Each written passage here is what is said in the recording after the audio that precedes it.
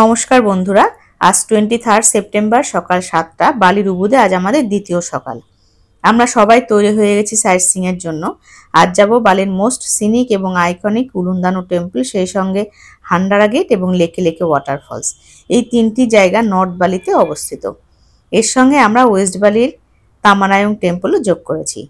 সকাল 7:30টায় বেরিয়ে একটা পাহাড়কে টপকে আমরা প্রথমে যাচ্ছি হান্ডারা গেটের দিকে। এই গেটটি ফটো তোলার জায়গা হিসেবে ভীষণ পপুলার। সকাল সকাল না গেলে বিশাল লাইন দিতে হবে, তাই তড়িঘড়ি করে মন্দিরকে পাশ কাটিয়ে এখানে চলে এলাম, যাতে লাইনে দাঁড়িয়ে সময় নষ্ট না হয়। পার্কিং এরিয়াতেই রয়েছে টিকিট কাউন্টার। এখানে 50K পার পার্সন এন্ট্রি ফি। গেটের কাছে ছবি তুলে দেওয়ার জন্য স্টাফ রয়েছে, সেক্ষেত্রে তাদেরকে আলাদা করে ফি দিতে হয়। আমাদের এক্সপেকটেশন অনুযায়ী গেটটি বড়ও নয়, অ্যাট্রাকটিভও নয়।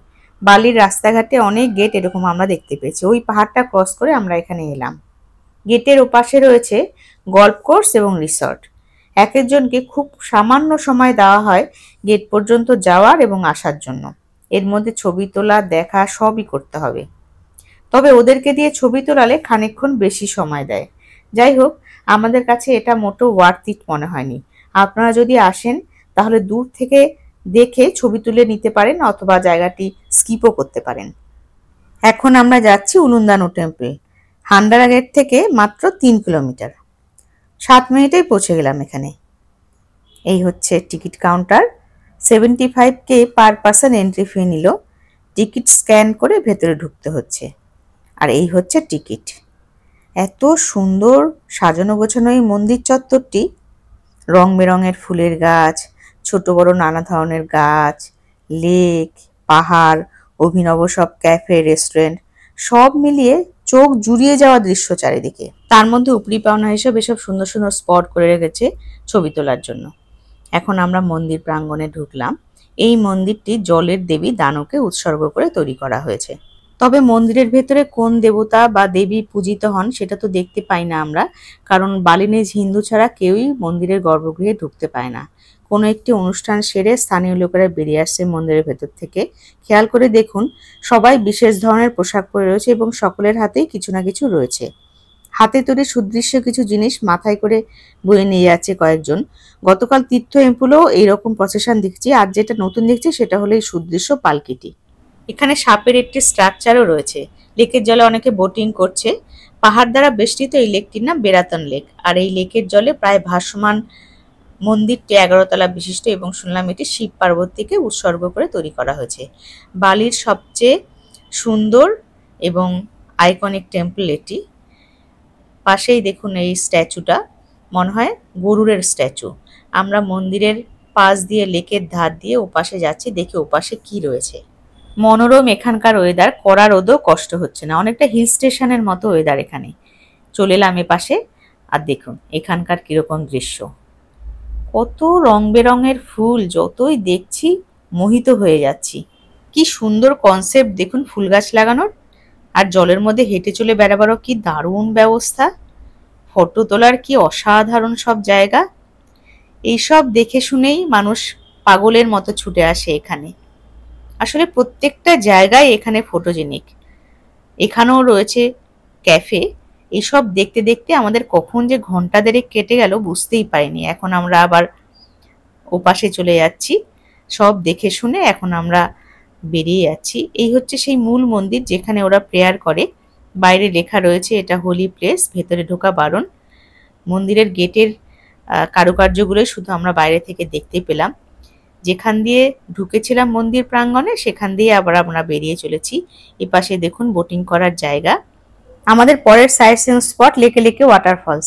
এখান থেকে দূরত্ব 13-14 কিলোমিটার। উবুদ থেকে যে রাস্তা দিয়ে এসেছিলাম ফেরার পথে সেই রাস্তা দিয়ে যাওয়ার সময় লেফট সাইডে একটা পকেট রুটে ঢুকতে হবে ফলসে যাওয়ার জন্য।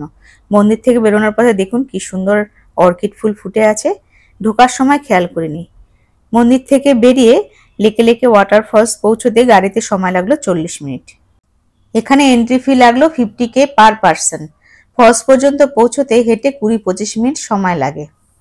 যাওয়ার পথে প্রথমেই পড়লো এই ভিউ পয়েন্টটি। জায়গাটি যে হিল এরিয়া বোঝাই যাচ্ছে। এখন দেখাচ্ছি কিরকম রাস্তা দিয়ে যাব। ফলস পর্যন্ত পৌঁছতে অনেকটা নিচে নামতে হবে। কংক্রিটের সিঁড়ি দিয়ে খানিকটা নামার পর শুরু হলো মাটির রাস্তা। বৃষ্টি হলে এখানে না আসাই ভালো, তখন নিশ্চয়ই এই রাস্তা স্লিপারি হয়ে যাবে। ঝোপ জঙ্গল পেরিয়ে অনেকটা নামার পরে চলে এলাম সুন্দর ছোট্ট একটা ব্রিজে। এর তলা দিয়ে যে জল যাচ্ছে সেটা মোস্ট প্রবাবলি ফলস থেকে আসা জল, ছোট্ট একটা ঝোড়া হয়ে চলে গেছে। এখন আবার চড়াই রাস্তা শুরু হলো। এখানে আরো বেশি ঝোপঝাড় রাস্তার দুপাশে। ওই যে দূরে দেখা যাচ্ছে ফলস, তার মানে এখনো আমাদের অনেকটা নিচে নামতে হবে আবার। ফাইনালি আমরা পৌঁছে গেলাম ফলসের কাছে। অনেকটা উঁচু থেকে ফলসের জল পড়ছে বলে জলবিন্দু চারিদিকে ছড়িয়ে ছিটে যাচ্ছে এবং আমরা একটু ভিজে ভিজেও যাচ্ছিলাম। প্রথম দিকে ফলসের কাছে পাথরের উপরে যেতে সাহস পাচ্ছিলাম না, কিন্তু দেখলাম একজন স্নান করছে এবং কয়েকজন আমাদের সাহসও দিল। গিয়ে দেখলাম পাথরগুলো মোটেও স্লিপারি নয়। যাই হোক, এখানে আমরা কিছুক্ষণ সময় কাটিয়ে ছবি টবি তুলে আবার ফেরত চলে যাচ্ছি। আর রাস্তায় দেখুন গাছে কি দেখলাম, কেউ কি বলতে পারবেন এটা কি? পুরো রাস্তাটা ঝোপঝাড় জঙ্গলে ভর্তি হলো, কোথাও কিন্তু কোনো পোকামাকড় দেখিনি। উঠতে একটু কষ্ট হলো, গাছের ছায়া মাঝে মাঝে জিরিয়ে নিচ্ছিলাম। এখানে দেখলাম সুইং রয়েছে, তবে কাউকে কিন্তু সুইংয়ে দুলতে দেখিনি। আমরা এখন একটা পেঁপে গাছ দেখলাম যেখানে বিশাল বিশাল পেঁপে হয়ে আছে। পার্কিং এরিয়াতে আমরা পৌঁছে এখান থেকে স্টার্ট করলাম 12:40-এ, আর নেক্সট স্টপ তামানায়ংয়ে পৌঁছলাম 1:10-এ। পরীক্ষা বা ক্যানেল দ্বারা বেষ্টিত এই মন্দিরটি মেংউই রাজপরিবারের পারিবারিক মন্দির। রাজবংশের পূর্বপুরুষ এবং বিভিন্ন হিন্দু দেবতাদের উপাসনার জন্য মন্দিরটি নির্মিত হয়েছিল। এখানে এন্ট্রি ফি লাগলো 30K পার পার্সন। ঐশিকার নীলেন্তের নিচে ড্রেস নয় বলে ওকে সারং পরিয়ে দিল, তবে তার জন্য আলাদা কোনো ফি লাগেনি। রাস্তা থেকে ক্যানেল পেরিয়ে মন্দির কমপ্লেক্সের গেট, তারপর দুটো প্রাঙ্গণ পেরিয়ে রয়েছে মূল মন্দির। আমরা প্রথম পার্ট পেরিয়ে সিঁড়ি দিয়ে খানিকটা উপরে উঠে চলে এলাম সেকেন্ড পার্টে। তামানায়ং শব্দটির অর্থ সুন্দর বাগান। এখানে শুধু সুন্দর বাগান নয়, রয়েছে সবুজ ঘাসে ঢাকা লনও। এখানে ক্যানেলের ধার দিয়ে ফলের গাছও রয়েছে দেখলাম, দুরিয়ান বলেই মনে হলো। যাই হোক, আমরা এখন ওয়াচ টাওয়ারে যাচ্ছি। এটা একটা কোনায় রয়েছে, উপর থেকে দেখাবো এখানকার ভিউ। ওই যে দূরে দেখুন রাস্তা, সেই রাস্তা থেকে প্রথম পার্ট পেরিয়ে আমরা এখানে এসেছি। আর দেখুন সেকেন্ড পার্টে কত সুন্দর সুন্দর স্ট্রাকচার রয়েছে।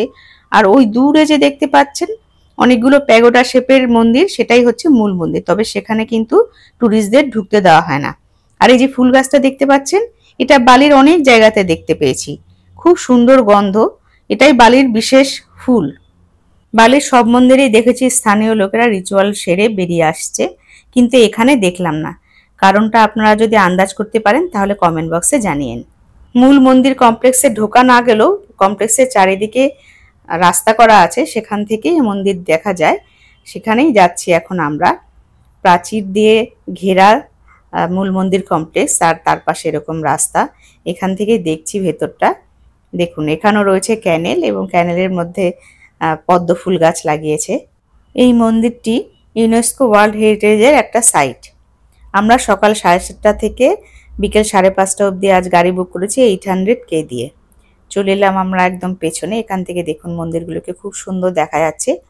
অনেক তলা বিশিষ্ট প্যাগোডা শেপের অনেকগুলি মন্দির পরপর রয়েছে। এবার আমরা মন্দিরের পেছনের বাগানে যাচ্ছি। এখানে অবশ্য অনেক বড় বড় গাছ, তবে কোনো মন্দির বা কোনো স্ট্রাকচার এখানে দেখতে পাচ্ছি না। আর বাগানের পাশেও রয়েছে ছোট ক্যানেল এবং সেখান দিয়ে জল যাচ্ছে। এই মন্দিরের বোধহয় এটাই বিশেষত্ব। সব দেখে শুনে আমরা এখন বেরিয়ে যাচ্ছি, তবে মন্দিরের আরেকটা সাইড দিয়ে যাব ঠিক করেছি। এদিকটায় দেখুন কত পদ্ম ফুল ফুটে আছে। ডিরেকশন অনুযায়ী আমরা আর্ট হল এবং মিনি থিয়েটারের দিকে এগোচ্ছি। এপাশে দেখুন ক্যানেলের ওপাশে রয়েছে রাস্তা। আর্ট হলের সামনে রয়েছে বেশ কিছু মুখোশ। বালিনিজরা বিশেষ কোনো অকেশনে এই মুখোশগুলো পরে। পেংলিপুরান ভিলেজেও কিছু ছোট ছোট মুখোশ দেখতে পেয়েছিলাম এরকম। আর্ট হলের ভেতরে আর্ট এক্সিবিশন করা আছে। আর মিনি থিয়েটারে আমরা 15 মিনিটের একটা ডকুমেন্টারি দেখলাম মন্দিরের উপরে। বেরিয়েই এরকম সুন্দর বসার জায়গা। এখন আমরা দেখছি কোথা দিয়ে বেরোনোর রাস্তা। ক্যানেলের ধার দিয়ে কিছুক্ষণ আসার পর ডিরেকশন অনুযায়ী এখান দিয়ে আমরা বেরোচ্ছি।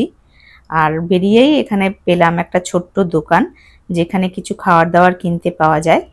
আর তার পাশেই রয়েছে বিশেষ জায়গাটি, যেখানে মোস্ট প্রবাবলি অকেশনের সময় লোকজন জড়ো হয়। আর তার পাশের গেটটা দিয়ে বেরোলে পরে টিকিট কাউন্টার। এখানে এক্সিট এবং এন্ট্রি গেট একটাই। সারং জমা দিয়ে আমরা চলে যাব এখন উবুদের দিকে। রাস্তায় একটু জ্যাম পেয়েছিলাম, যাই হোক নির্ধারিত সময়ের আগেই আমরা উবুদে আমাদের হোটেলে পৌঁছে গেছিলাম। তারপর স্নান সেরে খানিকক্ষণ বিশ্রাম নিয়ে চলে এলাম আমাদের সেই পুরনো সানসান ওয়ারংয়ে ডিনার করার জন্য। এই ওয়ারংয়ের বিশেষত্ব কি সেটা তো আপনাদেরকে আগের ভিডিওতেই বলেছি। আজ ডিনারে বুকাই অর্ডার করেছেন নাসি চাম্পুর, আমি নাসি গোরেন, আমার হাজবেন্ড নাসে আয়াম বাকার। এখানে চিকেনকে বলা হয় আয়াম। টুকাইও অর্ডার করেছে আয়ামেরই একটা আইটেম। যাই হোক আজ এই পর্যন্তই, আগামীকাল দেখাবো আমরা কোথায় কোথায় গেলাম। সঙ্গে থাকুন আপনারা। নমস্কার।